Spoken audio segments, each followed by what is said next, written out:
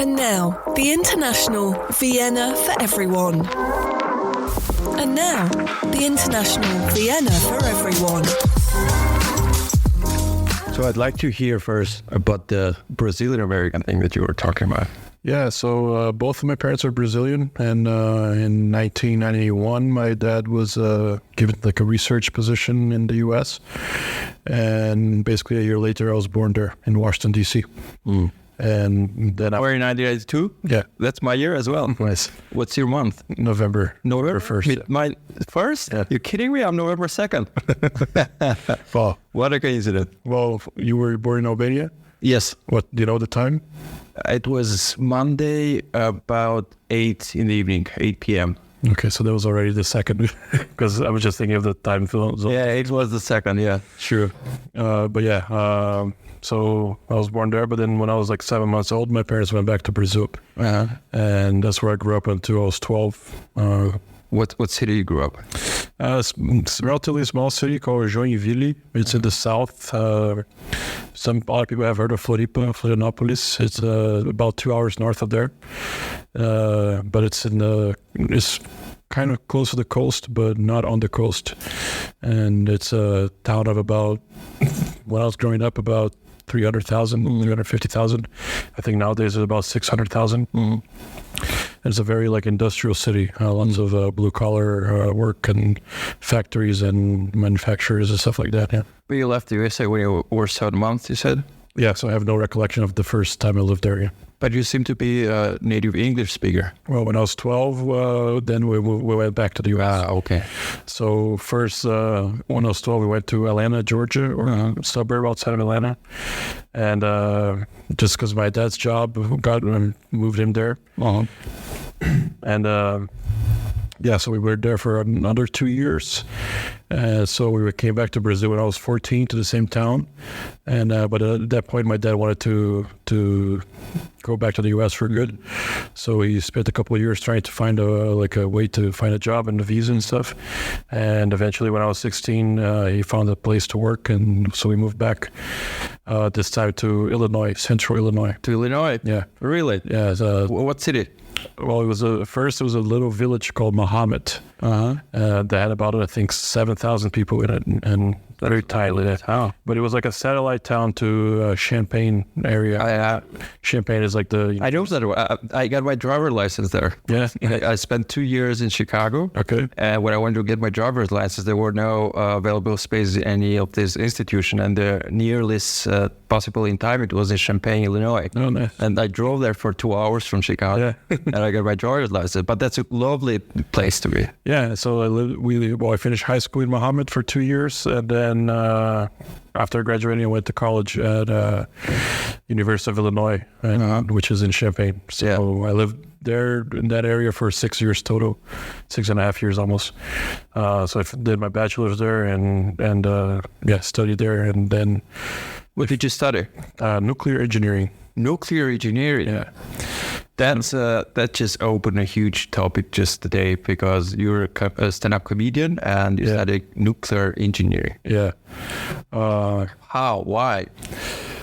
Well, why? How is there was my first year, there was a seminar course that we had to take, and each week there was a professor from a different engineering department that would come in and give a lecture on like what kind of things their department covered, and kind of trying to recruit people that weren't decided what they wanted to study. And so week after week, I was just getting more and more boring, like mechanical engineering, civil engineering, electrical engineering. I was like, none of this is for me. I was bored out of my mind. And then there was one lecture. It was like, I think it was like the day before I had a calculus exam. I had to, I really wanted to study, and you were allowed to miss, because this seminar was you only need to attend to get a passing grade. There was no test or anything, and you were allowed to miss up to 3 in the semester. And I was there this close to just skipping that day and just study for my test the next day. Last minute, I was like, I'm going to procrastinate studying anyway, so let me go to this class and not miss it. And the nuclear professor, Professor David Ruzik, he came and gave a lecture on like the basics of nuclear power and the misconceptions and everything that people relate like to Homer Simpson and stuff like that. And then he showed like some videos of them like doing tests on nuclear waste cask systems to transport, and like this video he showed, they basically put a missile in the back of it and shoot it into a concrete wall to see if it would breach or not. And then afterwards they went to site and saw that like the whole thing was pretty much like the inside was intact. So they were like the trying to show that the thing was safe to be used to transport nuclear waste. And he basically finished the class saying, look, I teach a class called Energy 101. We cover all major energy sources and how they work and the basics of those. And if you take my class, I promise I will explode something at the end of every class. And I was convinced. What a promise. Yeah. What a way to convince students. And then the next semester I took the class and he kept his promise, He exploded something. Yeah, like a balloon, or he would mix two chemicals that would make a fireball or something like that. So, but did you graduate?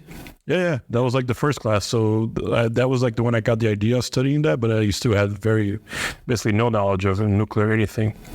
But then like the following semester during that class and also like just doing more research on my own, then I started like, oh, this is like a topic that's like very misunderstood. It's very it wasn't like the biggest job market, but there was a job market for it. And to be honest, like I don't know if I was ever passionate about it, but I was interested, and I was more interested in other subjects, like in other types of engineering. And and it also like my personality, like I usually kind of attracted to things that are kind of taboo or a bit of a contrarian maybe. So learning because before that class, even I thought nuclear power was basically the same as nuclear weapons or whatever. It was basically a time bomb waiting to explode, and which is very far from the case. Can you maybe say something about how that's not the case, but in simple words, so even I can understand why it's not the case? Because that's what I think when you say. Yeah. So to make a nuclear bomb, you need very highly enriched materials. So, for example, there's uranium in nature that occurs naturally. Though most of uranium in nature is the 238 isotope. So, but a small percentage of it is 235, which is easier to fission, to split the atom. So for you to make nuclear power is basically a nuclear power reactor is you basically are heating up water and making that water into steam, so that the steam turns a turbine, and that turns a generator and generates electricity. Okay. For that to happen, typically most reactors around the world use enrichment of uranium of between 3 and 5%. There's some exceptions, but it's still low enriched uranium. For you to make a bomb, you need about 95%. So it's it's a completely different project, completely different engineering problem. Now, of course, there are nuclear accidents, the famous one, Chernobyl, and 3 Mile Island and Fukushima, but like Chernobyl was just a series of mistakes, and one of the main ones being during the Soviet times, I think to cut costs, they weren't building what's called a containment building. So it's like a robust structure around the reactor that basically all the other places in the world that have nuclear power to have that structure. Chernobyl, as far as my understanding goes, they didn't have that. So when the reactor exploded, instead of everything being contained, it still would have been an accident, but it wouldn't have been, an explosion that went everywhere around it. Have you watched the HBO's miniseries? Yeah, I watched it a few years ago. Is it accurate? I remember, it was good entertainment value, but I remember there was a lot of a lot of things that were kind of Wrong by accident. artistic liberties that they took, you know. So like, especially like there was a scene with a helicopter that fell over, and as far as I remember, there was a helicopter that crashed, but it had nothing to do with the radiation, and I could be misremembering, but there was just like small things that I remember people that knew more about the accident telling me that. It was kind of misrepresented, but it was, you know, it's a TV series, and I think I think it was a good way of kind of portraying how sometimes government gets in the way of doing the most efficient or most beneficial actions. Yeah. So I guess you were also familiar with Oppenheimer history. I watched the movie last night. Last night? Yeah. And I wanted to ask, that's what I'm asking you, like you probably knew more about the story even before the movie, because most of the people are finding out about Oppenheimer now, including me. Yeah, I didn't know too much about him specifically. I mean, I knew about have you seen the movie? Yeah. Okay, so Times already. yeah, so there's that time that they go to the field in Chicago, and the Chicago pile with Enrico Fermi. Like I had known about that. That was like the first controlled chain reaction in the world, I think. And I heard like Los Alamos. I know people that work there. I haven't been there, but I know many people that either did internships there or that work there nowadays. So Los Alamos is still open?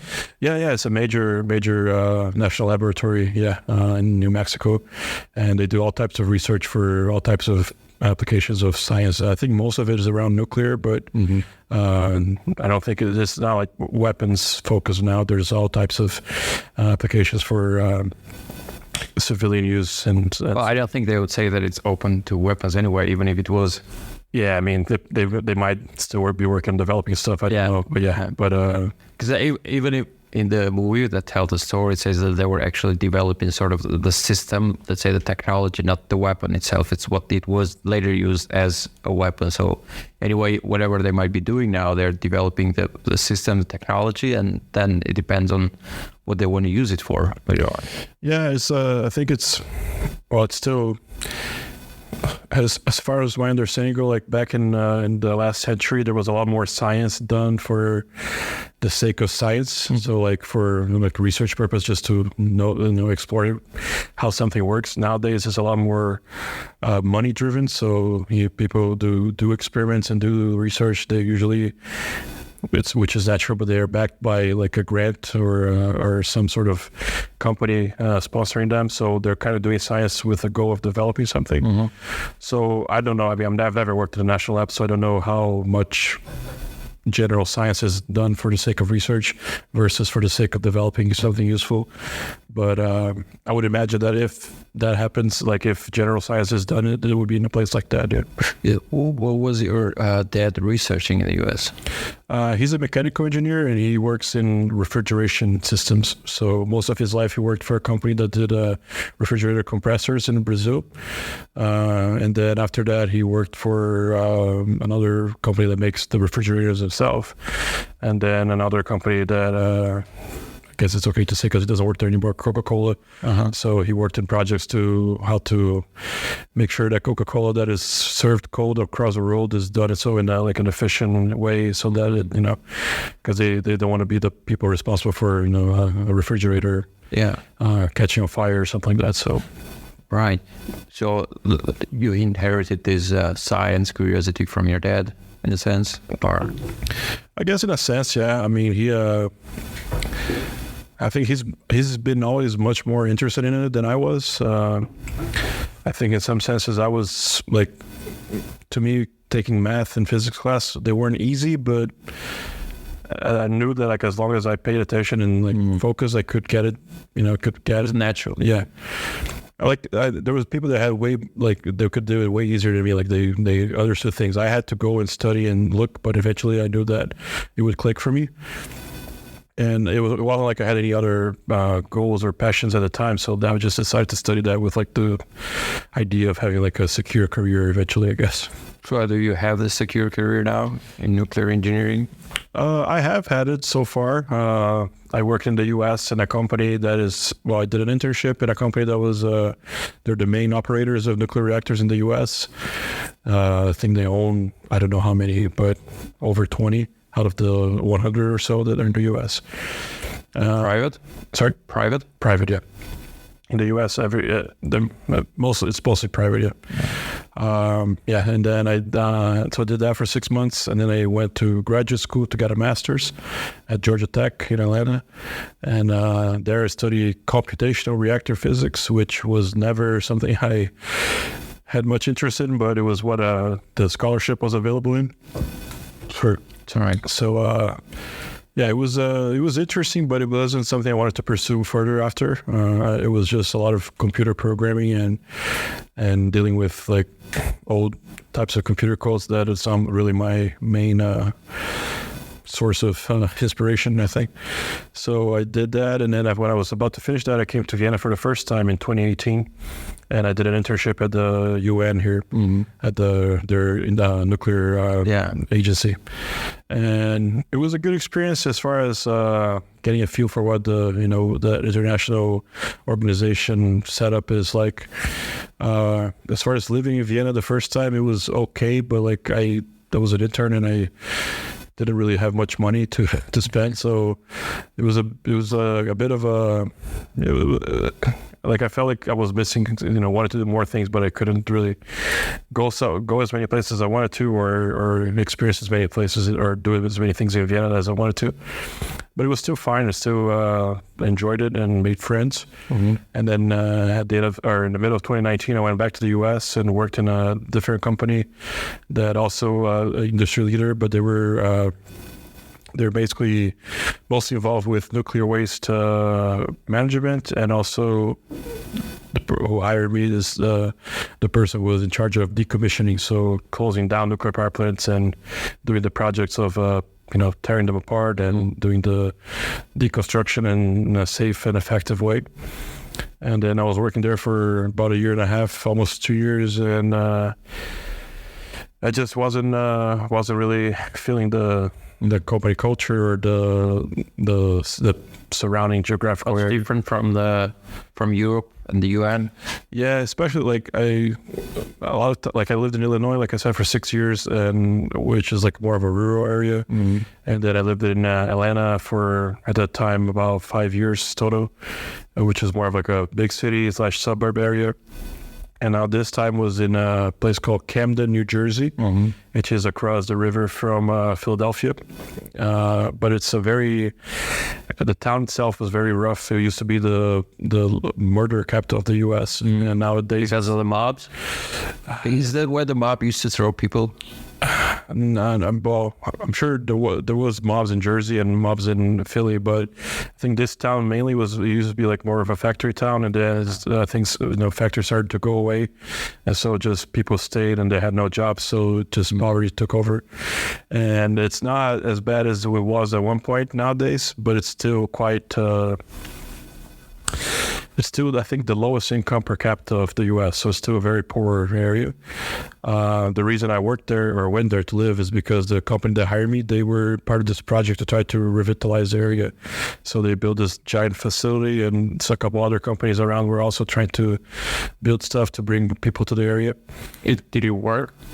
I mean, it's only been like a few years. Like I think the building that I worked at was I got there in 2019. I think they opened the building maybe 1 year before that. So it's like a top of the line, technological center. But it's the campus itself is really nice, but everything around it is kind of sketchy. So is this related to the notorious West Philly as well? Is this the same area we're talking about? Does it involve West Philadelphia as well? No, so this would be basically east. So yeah, Philly goes to the border, like to the Delaware River, and there are some bridges across to the state of New Jersey, and then Camden is right across. So like I could see Philadelphia from my window in my apartment. It was literally like if there was like a straight line bridge, it would be like a 10-minute walk maybe. But and there was still a bridge that you could walk, but it took like half hour to cross. But yeah, it was. But it's I guess kind of, which is weird because like there was another town called Cherry Hill, which was like a 10-minute drive away, and that was like a very nice suburb. Everything was organized and clean and efficient and like typical American suburb. But then the place itself, where I was, like there was a nice building there I lived in, but everything, like if you walk like 2 or 3 blocks each way, then it would get a little sketchy. So, but yeah, so I didn't see myself living in their area for a long time, and I didn't see myself working in that company for a long time. So I think in April or March or April of 2021, I quit that job, and I had already applied to one here in Vienna again, and but I had an interview yet. But soon after I finished that job, the last job, I got the interview here in Vienna, and then I don't know, that was in May, and then I basically came back in December of 2021. So, you still work for the company? I work for the UN now. For the UN? Yeah. Oh, okay. Yeah. Is the same department as you worked before? Same department, different team, like different section. I'm like one floor below where I used to work as an intern, and people that I worked with are still working down there in the same team. Mm-hmm. But now, back then I used to work in nuclear power technology development section, and now I work in decommissioning. Mm-hmm. And how do you like it? It's been good. It's been a much better than the first time, especially financially. Well, now it's a full-time job, right? Yeah. So now it's giving me freedom to explore and travel, and do much more things in Vienna, and so it's been a good work-life balance in that sense. Unfortunately, I just learned a couple weeks ago that my contract, which it was kind of null, it was going to be for 2 years, and there was a chance it would be extended, but it wasn't. So I'll only have this job for another 3 months or so, and then after that, right now I'm still trying to figure out. You have chances of applying within UN and other positions? Yeah. I mean, would you be prioritized if you would apply? I don't think I'll be prioritized. I mean, I'm sure my experience would count as a positive, but unfortunately their HR process is very slow. Mm-hmm. And so like I've applied to other positions in the past, and like literally over a year later, because the way it works is they can't tell you that you weren't selected until the person who is selected accepts the job. And sometimes that takes like over a year. Mm. So that I've had times where I didn't even remember I applied to a job, and I got an email saying, "Oh, I'm sorry to say you were denied," but like it was like over a year. I was waiting for you. Yeah. So I will be applying if whatever position I see that I might be fit for, but I'm also keeping my options open right now. If I can, I would like to stay in Vienna for a bit longer. So if I can find either like a job here or some other remote position that allows me to live here still, then I'll try to do that. Yeah. Why do you feel attached to Vienna? There's a personal reason that's kind of up in the air right now, so I don't want to get too much into it. But other than that, I mean, I've built a good community here because, like you touched, I also do stand-up comedy. Mm-hmm.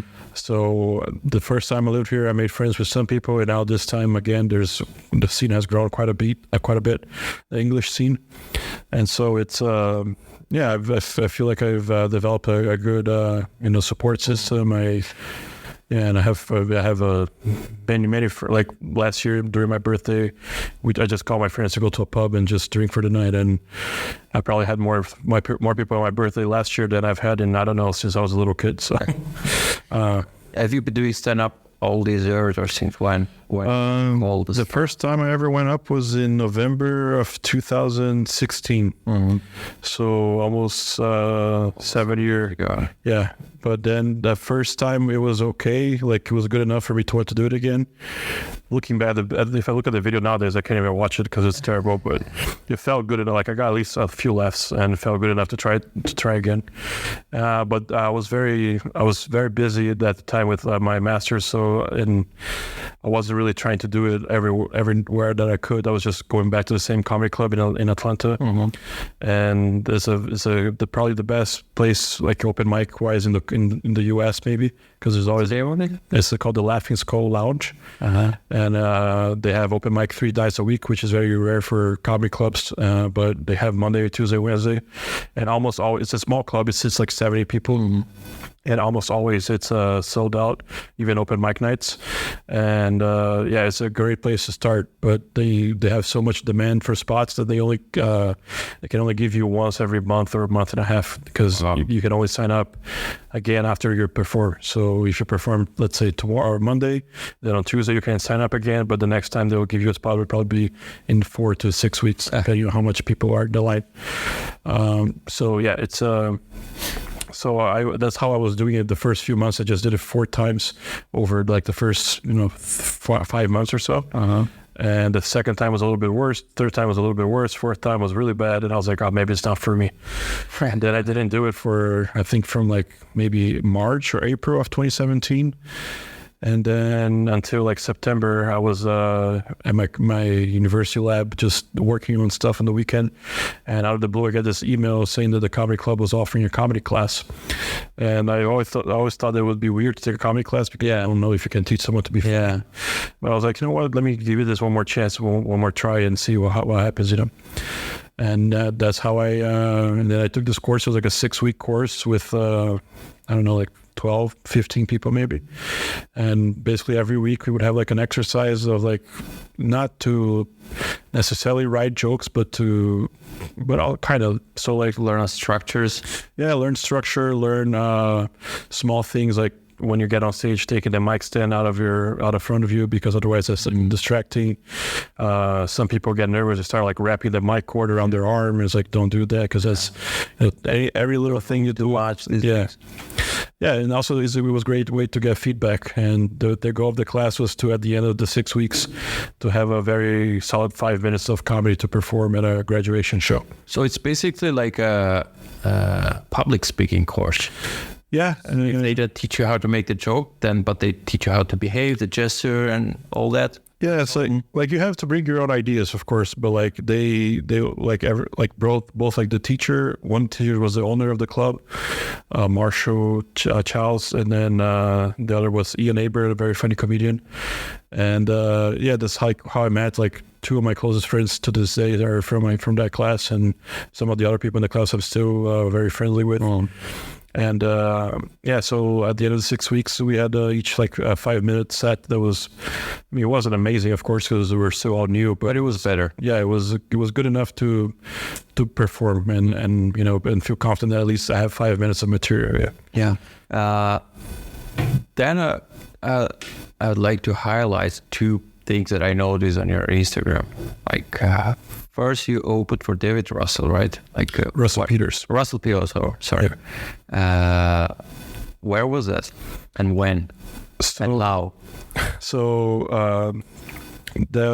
in last summer, I guess around September. Well, Russell announced a tour of Europe in July or something, and he was coming to Vienna, which I was very excited. So I bought tickets like the second they came on sale, because he was actually the first comedian I ever saw at a comedy club. I had been to, I think, 1 or 2 comedy shows before that, but he was in big arenas.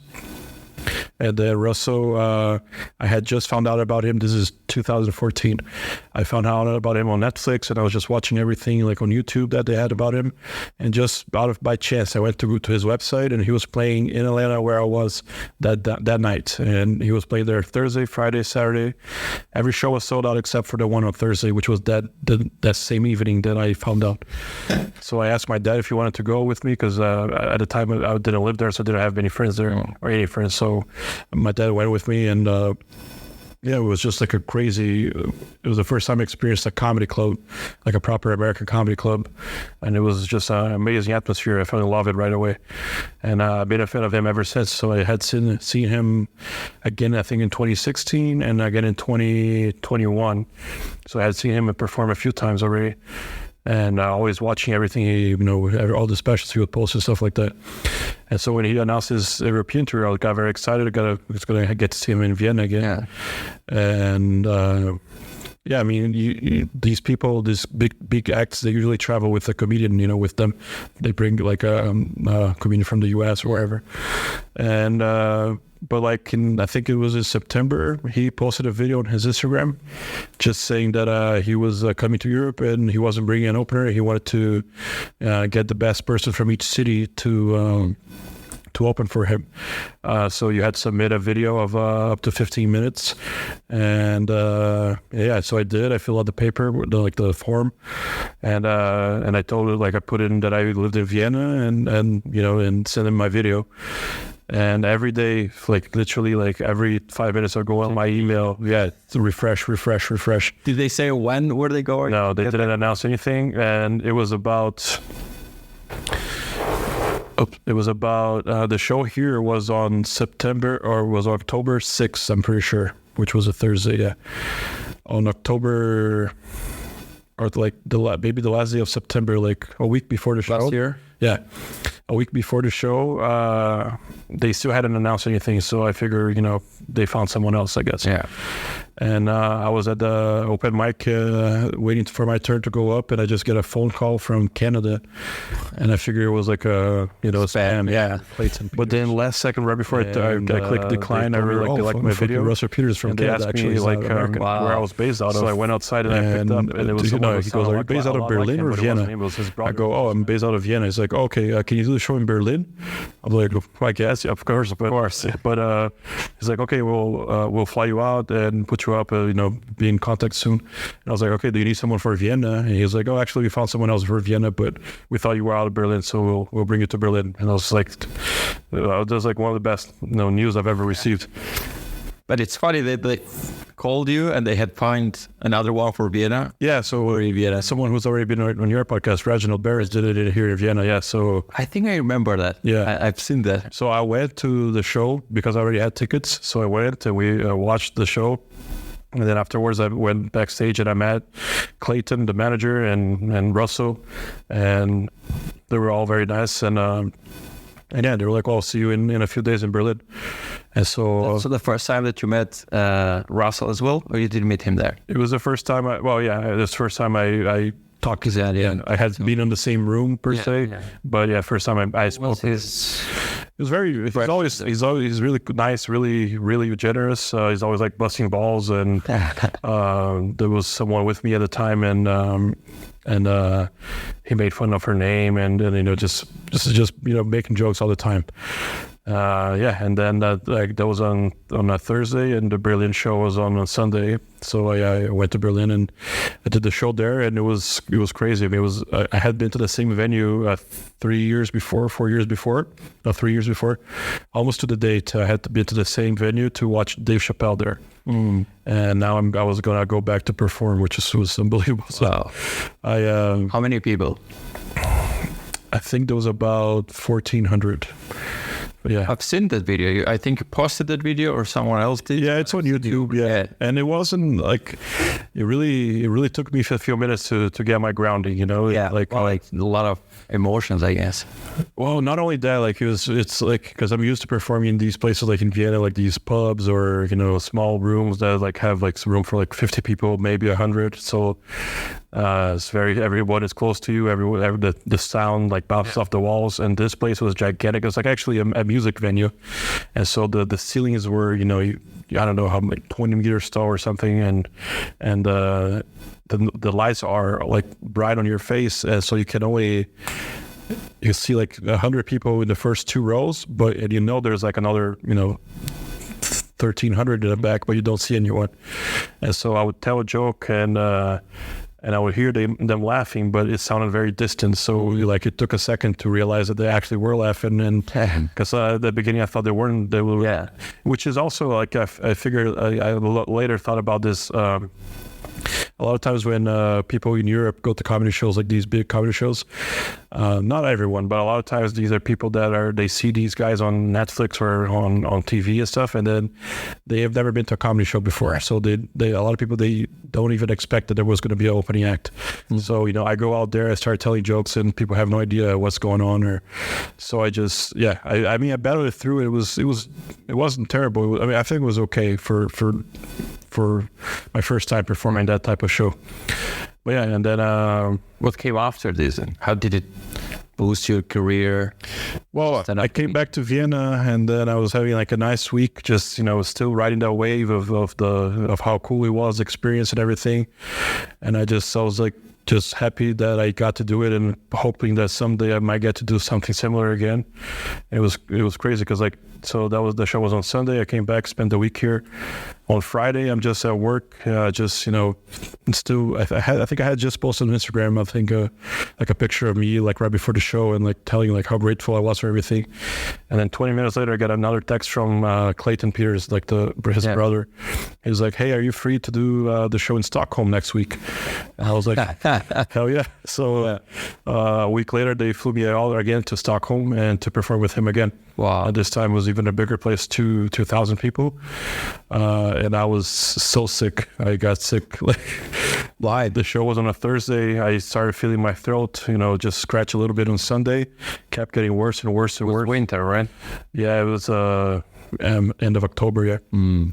So not that cold yet, and I wasn't really sick like I wasn't coughing, and I wasn't like sneezing or anything. There was no. Well, I think there wasn't COVID. I didn't test. Don't want to know. Yeah. But I just my voice just kept. My throat was very dry, and my voice was cracking and was very different than it sounds right now. And I just went to the pharmacy and I took every sort of medicine and cough drop, everything. I need to do this. I was like, I don't care if my liver gets messed up. I don't care if I have to go to the hospital afterwards. Let me just get through the show. And it was just like drinking tea, and it was kind of nasty because I had to spit like all this stuff from my throat. But I got through. I did the show, and I was worried that my voice wasn't gonna hold up, but it held up okay. And and that was that show. I'd actually perform like even though my voice was a little off, my performance was better because I already know what to expect on a stage that big, those lights. And at the beginning of the show, I even made a note to myself, like to address the crowd, say, "Hey, you guys excited to see Russell Peters? Well, I'm Gus. I'm gonna be the opening act. I'm gonna try to warm you guys up a little bit, and then I'll bring him up." And that, I think, made a difference for them to know what was going on, because otherwise a lot of people are just still trying to find their seats and trying to buy drinks, and they just see a guy up there who they don't know, never heard of. Right. So they don't really because they're there for Russell Peters, or the famous comedian, whoever it is, let's say, and for them the show hasn't started yet. And it's just like they're around. All right, there's a guy saying something. Yeah, it's like when you go see a big rock band, there's like an opening act, but like if you miss it, like usually don't lose sleep over missing the opening act. So it's like people go to see the guy who they bought a ticket for. And but yeah, it was a great opportunity to meet him, to get to know him a little bit. He liked my comedy. He liked me as a comedian. I even asked him, like, why did they choose me to do the second show? I was like, did someone cancel or something? He's like, no. His brother was telling me that nobody from Stockholm that applied was what they were looking for. So they had given another guy 2 shows on the tour. So they decided to give me a second show too. Do you still stay in touch with that? And yeah, from time to time. A month later, he was in Atlanta where my dad lives, and both my parents, but my mom was away. But my dad, I got in contact with him, and they left tickets for my dad and my best friend to go watch him, and they met him afterwards. Yeah. Wow, such a nice guy. Yeah, and then in April of this year, a few months ago, I was in the U.S. visiting my family, and I took a trip to Austin, Texas. And you met Joe Rogan. Yeah, but because of Russell Peters, Russell was doing shows at the club there, of the new Joe Rogan Club, and the Comedy Mothership. Yeah, and so I just messaged him because by coincidence I was going to be there the same week. You messaged Clayton? Messaged Russell directly. He's like, "Hey man, if you want to, I think I said, can I buy you lunch just to thank you for the opportunities from last year?" He's like, "Oh yeah, just let's link up." And then like the day off, he's like, "Hey, let's meet tonight." I was like, "Can I come to the show?" He's like, "Yeah, of course." So I met him, and I watched his show again. And then afterwards, he's like, "Hey, come to the green room, come hang out." The green room is where there's it's like the backstage basically. Yeah. So that's where I met Joe Rogan, Joey Diaz. Joey Diaz? Yeah. I've seen a picture of you and him. Yeah, that was the same night. Who else was Tony Hinchcliffe? And then these are like people that... How does it feel? That's like the biggest room of comedians now. Almost everyone was there, right? Yeah, I mean, it felt like I didn't want to... I'm nobody, so I'm like, I was trying not to call attention to myself, you know. So it was just like sitting, listening. Yeah, sitting, watching, like sitting kind of next to Russell, just let him lead the way. But he was super nice. Like when Joe Rogan walked in, he's like, "Hey, Joe, can I introduce you? This is Gus. He a funny comedian opening for me in Europe." And he just did that to everybody that would come in, like introduce me to them. And like he was the one who asked like Joe Rogan and like if I could take a picture with him.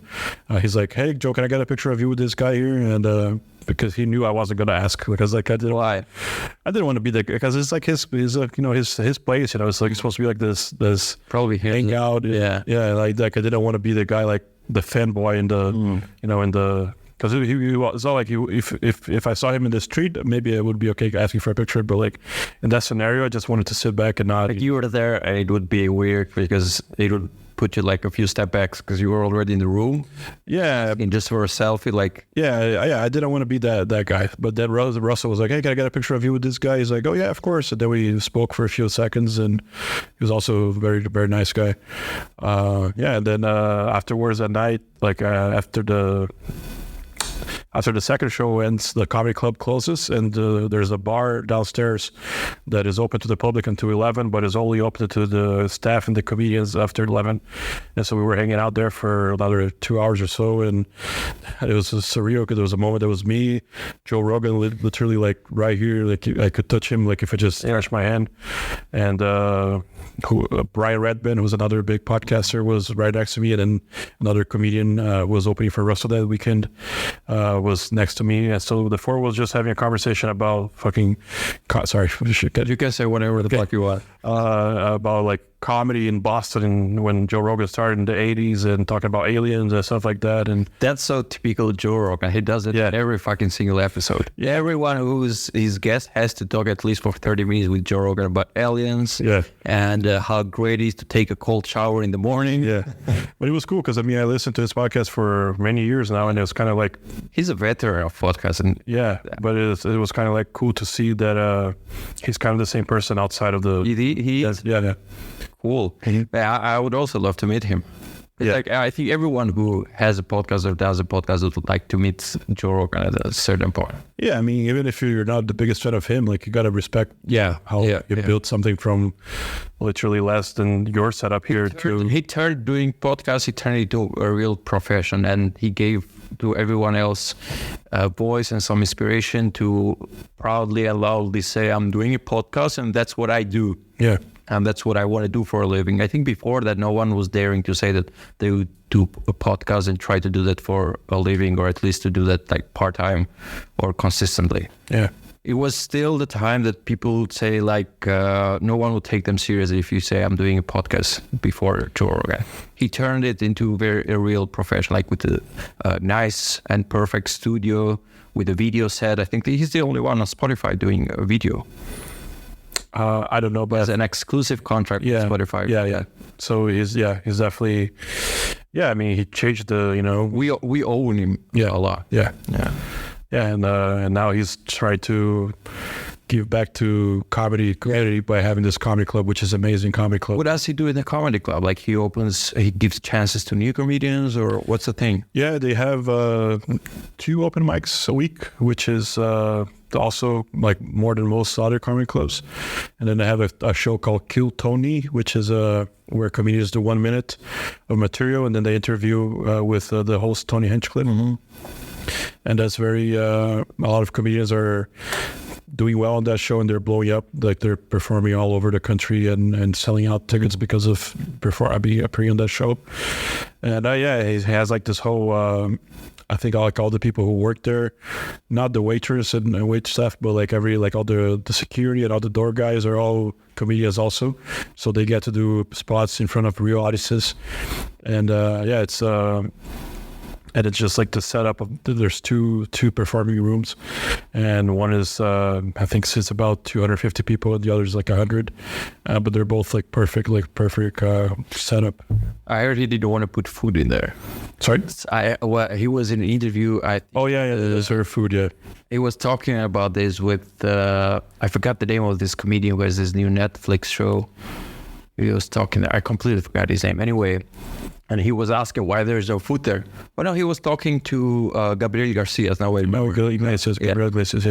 And Gabriel Iglesias, yeah. And then he said no food there. Yeah, it's a distraction. Yeah, he's right. Yeah, it would be very offensive. There's a comedian right there just telling jokes, and people are just chewing loudly. Yeah, I mean that's how a lot of comedy clubs make their money. So that's it's understandable. Like I've been to a lot of them that they have food, and it's not the worst thing, but it's like it's one more distraction to keep take away from the show. Yeah. And God forbid someone messes up an order or they drop a plate of chicken wings and it just messes everything up. So, what are your plans with comedy? Like, would it go? Are you fine with doing weekends, or you want to turn it to full-time thing? Right now, I mean, I'm performing in Vienna mostly like 3 to 4, sometimes 5 nights a week. But I eventually do want to make a career out of it. That's my dream. Yeah. Mm-hmm. I think over the last couple of years here in Europe, I've built a solid foundation. This year I also got to open for Nikki Glaser and TJ Miller, who we're doing European tours. So yeah, I mean, I'm still way far from where I want to be as far as skill-wise and achievement-wise, but eventually, I want to take the leap and give it a chance and full-time. What do you have? What is the plan in a sense? What would you like to achieve so you can then have the stages you're looking for? Well, first I'm planning either at the end of this year or early next year. I want to try to film like a small, I don't know if I want to call it a special, but like just a properly filmed set with like some of my best work so far, just to have it out so that people can find me and see that, The next time someone asks you for a video, you just show that. But also like just hopefully, I don't know, try to get it for strangers to just find it somehow and just like at least have me in the back of their minds, So, and after that, try to build just build a. I think the goal would eventually be to be able to, because right now I can basically book a show in almost any city I want in Europe. But the problem is, getting people to come to the show. So, because in Europe is different than the US in some senses. That's very do-it-yourself kind of. So, a lot of times, if I want to go to Budapest or anywhere, I reach out to the venue directly. I book the venue. Like if sometimes they're free, sometimes they charge a fee to use it. Mm-hmm. But like I have to then create a flyer and a poster, and then I have to run ads on Instagram or Facebook. Mm-hmm. And then I have to go like find Facebook groups for expats or English speakers or whatever, and then try to send like just a post about the event in the hopes that some people will come. A lot of times they don't, because it's like someone they've never heard of, and so I guess one of my goals is also to get a little bit better at like social media marketing and promotion like that, just so that if I can travel and do shows and people come to them, I think that's my next main step, my main goal next is to be able to. I've done what we call headliner shows. So like I've done headliner is usually over 45 minutes, usually around an hour. I've done that many times now, so I feel like I can headline shows. Mm-hmm. It's just a matter of getting people to find out that first that the show is happening, and second that they see something that they will want to come to the show. I've had a few because I debuted this show that I was calling Latest Wave Survivor. I was calling Latest Wave Survivor? Yeah. So it was supposed to be about the COVID wave and surviving the latest wave. But it was something, so I debuted the show in November of last year here in Vienna. And it was a great show. Like, is it a full-length show, 1 hour? Yeah, well, I had a music act open the show. And then the show was 1 hour. Right? My performance was like 45 minutes, more or less. But yeah, so there was the whole show itself was over 2 hours, but I was on stage for over 45 minutes. And yeah, but if like I felt like it was I felt like the performance was good from beginning to end. Like there was of course highs and lows, but I felt like it was consistent and entertaining enough, at least to my liking, for now, for 45 minutes, which was what I wanted to have. And after that, I started booking some shows around Europe again, and I did one in Rotterdam, which was full, but it was they didn't connect with me. And then the next night I did it in Berlin, and there was like 9 people there, and I thought there was going to be a lot because after the show with Russell, a lot of people were messaging me like, "Hey, come back! We're going to see your solo show when you come back to Berlin." But they never came back. Yeah, there was like 3 motherfuckers. There were 3 guys that were at the Russell show that came to that show. But yeah, but I mean, it was interesting because it was disappointing in the sense of there was only like 10 or 12 people in the crowd. But I gave them the best show I could, and it was I know that I had a good time and they had a good time, even though there wasn't a full room. It was, I tried my best, and that's the thing, because a lot of people walk out of the show and they will just define the show if it was good, bad, or it was the best show they've seen or the worst show they've seen, and no one cares in life if that was the best show you can do. And I guess that's what in general people should focus on, like doing their best, not the best that there is out there. Because how do you measure anyway? It's humor, and some people will laugh, some people won't. It's not like it's not like a nuclear energy that it's easy to measure which one is more powerful than the other. There's no like concrete measurement, and most important thing is only that you do the best thing you can. Then someone will appreciate it, someone, whatever. Yeah, I mean, I definitely, like that one show I remember, like I definitely acknowledged I made jokes about how few people there were.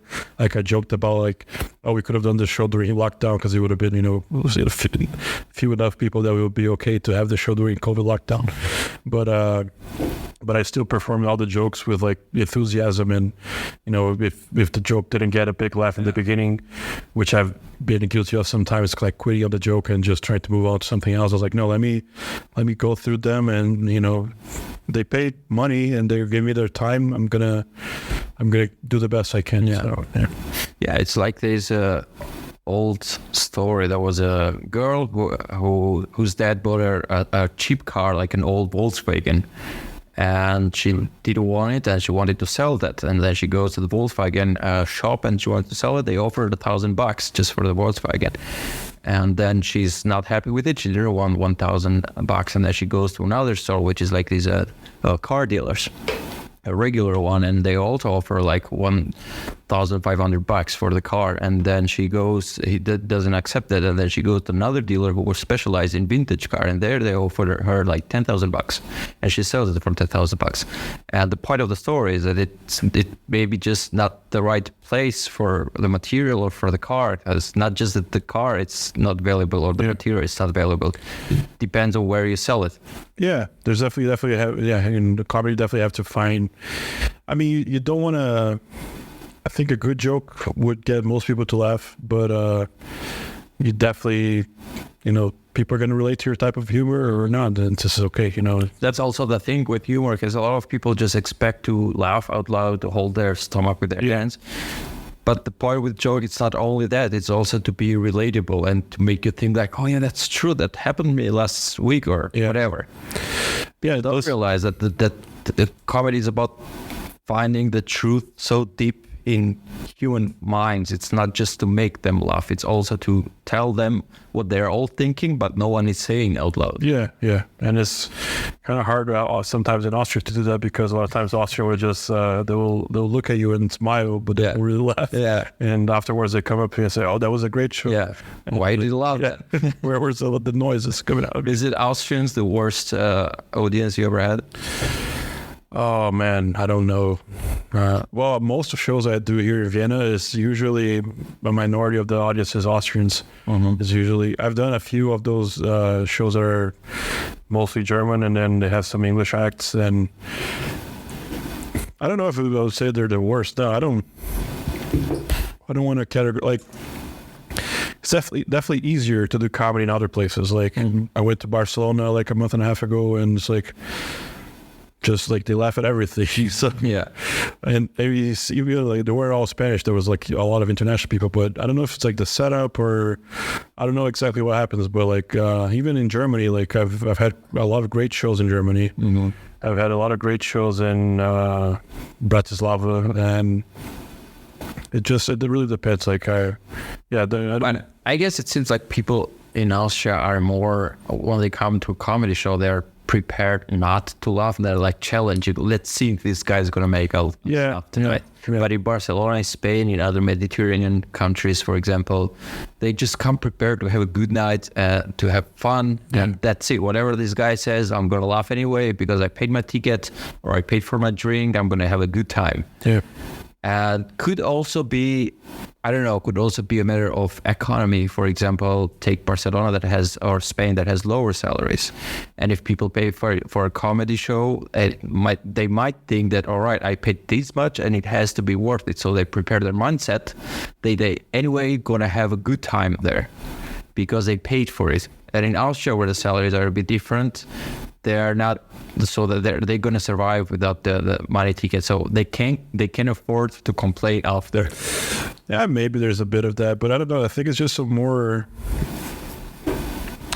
just culture-wise, I think it's more, I don't know, more. They don't laugh as easily. I don't think. Do you get along with do you have? You mentioned before you were in a room with Joe Rogan and Russell Peters and a lot of other comedians. Is there such thing here in Vienna where all English-speaking comedians gather and there's a room where they just talk and drink after the shows, or a space? Sometimes, I mean, there's nowadays there's probably, I would say around like 50 people that do it somewhat regularly. 50 people? Yeah. That's a lot. Yeah. I only know 4. Yeah, but like, and I'm saying these like 50, some of them do it like once a week, some of them do once every 2 weeks, and then other people do it as much as they can, so almost every night. But we always hang out after the shows. We always talk, but it's not there's not like a there's not like a full-time club or anything that we hang out at. So. Mm-hmm. And there's also some drama between comedians and that's what I wanted to ask. Like, do you get along, or it's more like still competitive?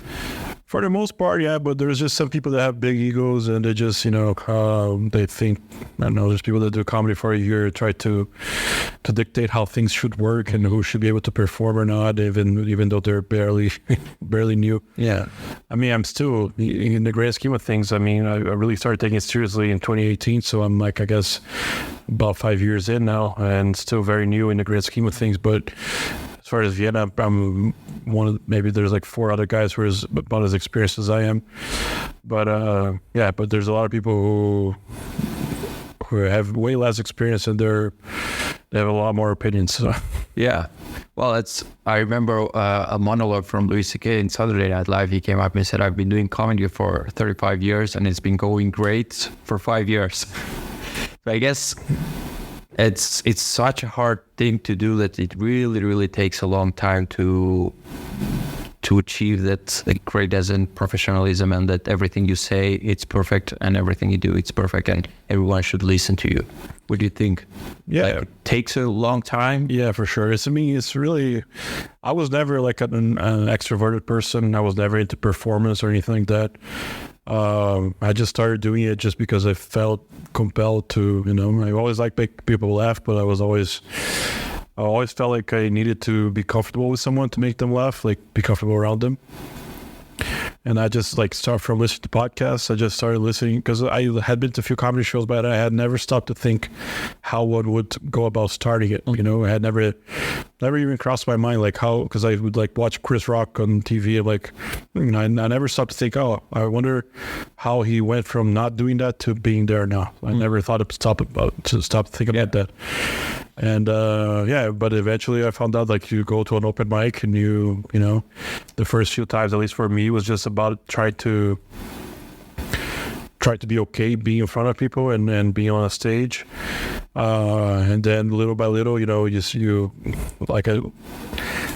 In the beginning, I said like I had 5 minutes, but really, like in the first time I ever did it, maybe I had like 1 or 2 good jokes. Good for like a first time. Yeah. But yeah, it's just about building up little by little. Yeah. So yeah. Were you always be in front of people kind of person, or you had to learn because of this? I was never like scared or petrified of like giving a presentation or anything like that, but I also never seeked it. I was never like in theater or anything like that, or like my only public speaking was like giving presentations in school or in college. But you were fine talking in front of people.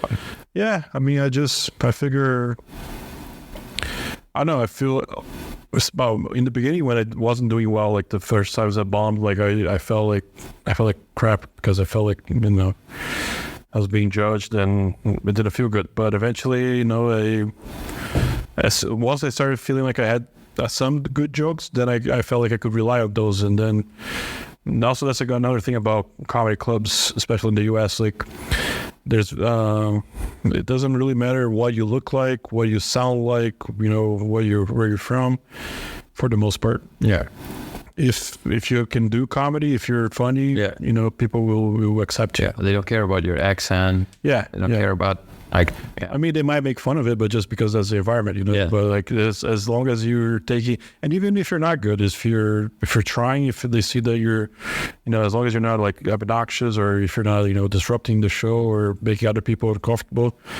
There doesn't matter how you're dressed, doesn't matter, you know, what you sound like, where you're from. Yeah. Do you interact with the audience? Is that your type of style? Not too much. I don't host a lot of shows, but when I do, I try to do a little bit of crowd work. And then sometimes if something happens, I have in the past, but I don't rely too much on it because while it can be great, it can also be a disaster. Mm-hmm. Like if there's one thing about Austrians, like when they try to answer questions during crowd work, they're very literal and they're not playful with it. So like a lot of bring science to the table for they try to dissect what you said and try to break down to that's not accurate, but you know it's like it's supposed to be. I was talking about they come prepared to the show. They have their handbooks and they just gonna fact check you. That's just a show. Yeah, like. Yeah, that in that aspect, they're like they hear things, and instead of like if it's an exaggeration, instead of laughing at the fact that it's an exaggeration, they try to dissect like not all of them, of course, but like a lot of times like they'll process in their brain like, oh, why is this inaccurate? Why is this not the truth? And they'll try to get back to it. When the point is like where we're making big statements just to get a reaction. You know, it's not supposed to be literal. You're building the story, you're building your joke, and that's what matters. Like, it's because I think they come from the idea because they see you a person telling stories in first person, and they start believing that that's you, and if that's not realistic, then you're lying to them, and then they paid to be lied to, so they don't like that. Yeah, but it's like watching like whenever there's an action movie, like I just watched Extraction 2 that was filmed in Vienna, and the hotel, the Melia Hotel, well, but the hotel basically explodes. So it's like helicopters, but they went right to Netflix. Hey, actually, the hotel is still intact. We know that it's we know that the hotel is. Yeah, it's like it's an exaggeration for like artistic. Did you like the movie anyway? No, I mean it's not like life changing, but it's just for explosions. It's okay. But what did you think about Oppenheimer, as both as a movie, also as a story? I liked it a lot. The person who went with me, she was very bored. Oh, because but 3 hours. Yeah, and also she was kind of the loud sounds weren't. We went to IMAX, so the very loud. One in Marienstraße? No, the close Apollo, like behind. Yeah. But I liked it a lot because I've always been curious about, because I would, like when I studied engineering, like I would hear like these names of like equations named after whoever the mathematician or the physicist who developed them. But like I knew nothing about these people, you know, just other than like their mathematical work. Yeah. And I was always curious about like, you know, what are these people like, where are they from and stuff like that. So it was cool to see the movie, like a little bit of a background, like, Einstein is like, I used to live like in New Jersey. It was about an hour or so from Princeton. Yeah. So I visited outside where the house where Einstein lived there. And so to see in the movie like Einstein interacting with Oppenheimer in that campus, is kind of cool because like, I used to go there sometimes, But is he really like Christopher Nolan put it, like the most important man in the history? Do you think that Oppenheimer? Yeah. I don't know about that. I mean, it's kind of hard to know if someone else was given the job, if they would have accomplished the same or not. It's gonna. I mean, he led the project. It definitely had a huge impact on humanity. But if he's the most important or not, I don't know. I mean, not maybe. What do you do beside comedy and work? What's your I guess now comedy, besides being your second job? Yeah. Because it was your hobby at first, right? Yeah. So I don't want to ask what's your hobby because it's pretty clear, but what are your other hobbies? Like, what do you do? I don't even like to call comedy a hobby because not anymore. That's why I said no. No, but even in the beginning, because if it were, it would have been like the worst, like the hobby as far as like investment in time and money to the things that give it back to you. Because in the beginning, especially like I would drive an hour and a half in traffic to perform for 5 minutes, 4 minutes, and have sometimes mostly to other comedians look at their phones, and then I would get over it, I would end my set, and then I would drive back. And as far as the investment of time and money that you go into what you get back of it in the beginning, it's a horrible hobby in that sense. I don't know. I mean, I follow sports a little bit, but not as much as I used to. Like watching. I try to travel somewhere at least like once a month. Try usually to align it with a show, but then I also like stay like an extra day or two to get to know a place. Like this week, I'm going to be performing in Ljubljana in Slovenia in a festival there. So I'm Slovenia. Yeah.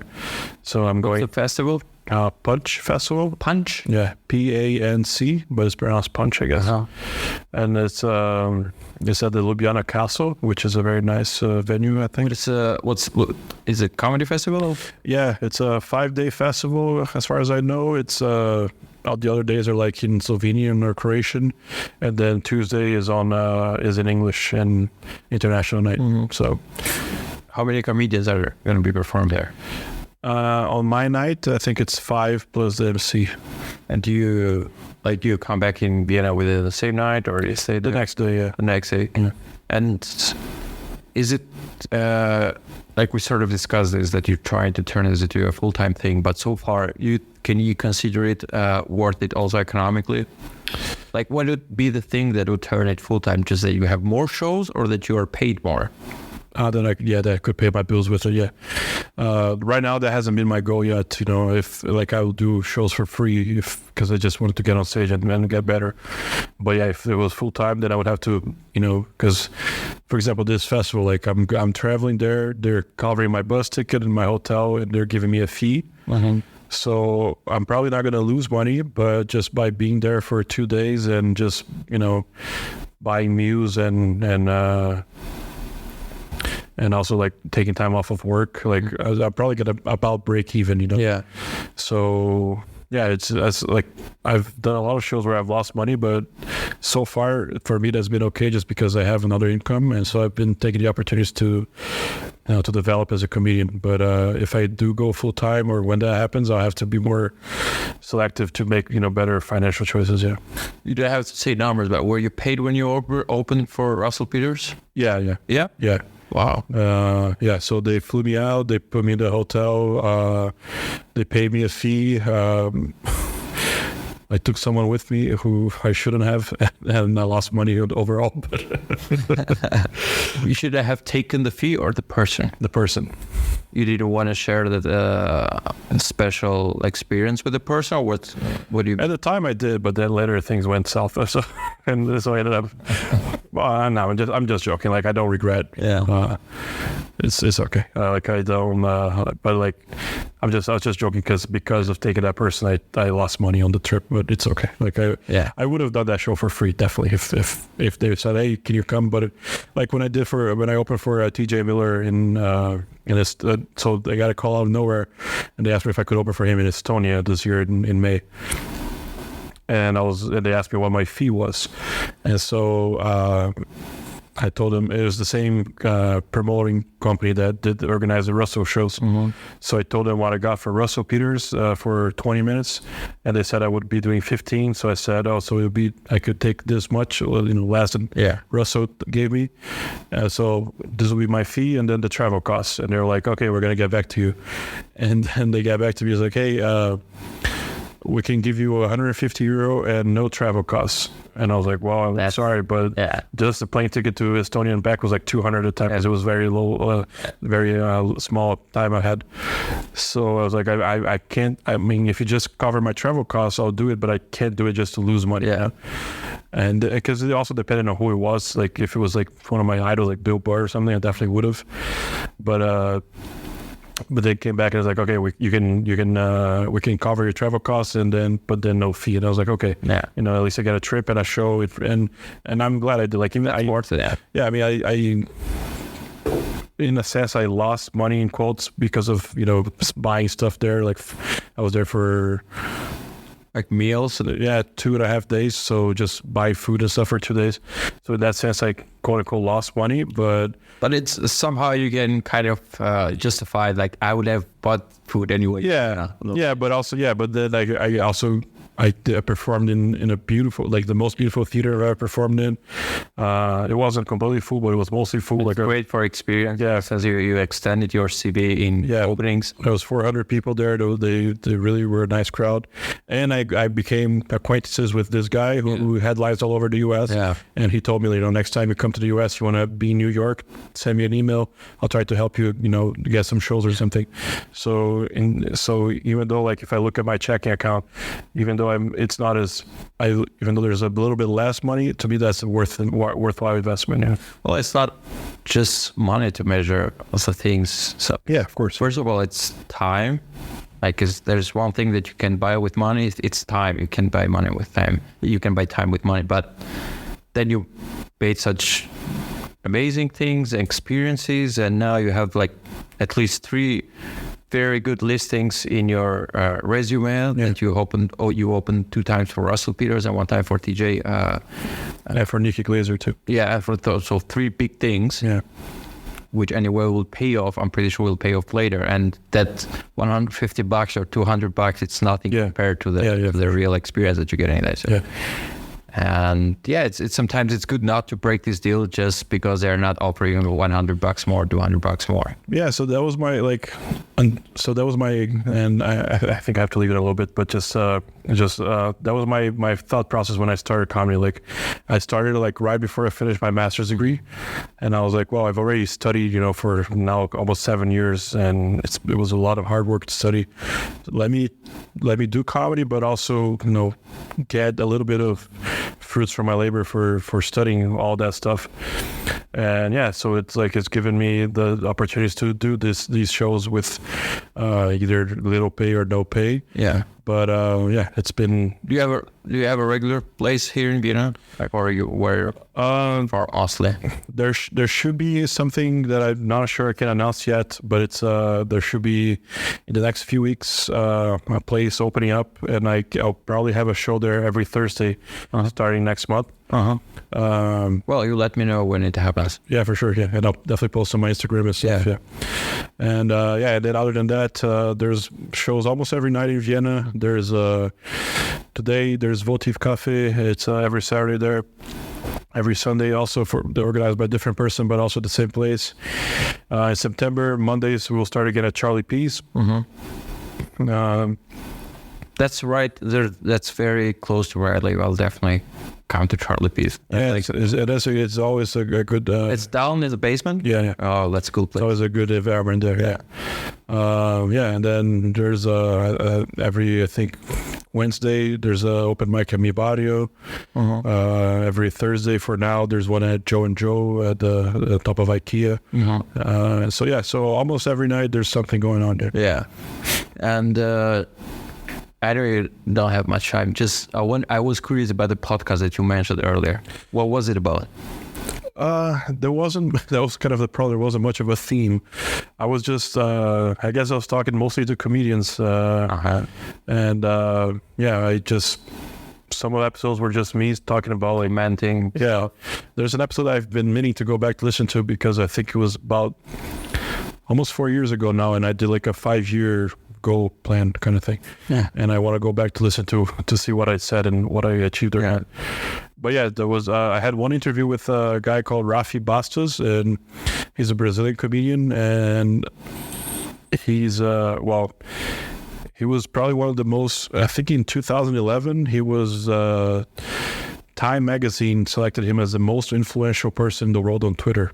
Really? Yeah, and so I don't think he's very active on Twitter anymore, but he's huge in Brazil. Well, Twitter is anyway not active anymore because it's X. Yeah, but yeah, you're right. But yeah, he was huge in Brazil and as a comedian and kind of controversial in some aspects. And then a few years back, like I guess almost 5 years now, he went to the U.S. to start doing comedy in English, and he's taken off there too now. So. I had him on the podcast like 3 years ago, and it was fun talking to him. Yeah, he was very generous. Gave me like an hour and a half of his time and just answered a bunch of questions. It's in English, and and also had another comedian, Brett Ernst, who is to me is probably one of the most underrated comedians. He's amazing, but for some reason he's not very. I don't know. Have you seen the show Cobra Kai? No, not yet. Yeah, but he's on there. Yeah, it's but anyway. Is the new Karate Kid? No, I don't think he's one of the main guys, but anyways, he's a really, really good comedian. Like his stuff online is amazing, and I've seen him live, and he's amazing. For some reason, he's not like recognized as much as other people, but maybe bad agent. I don't know.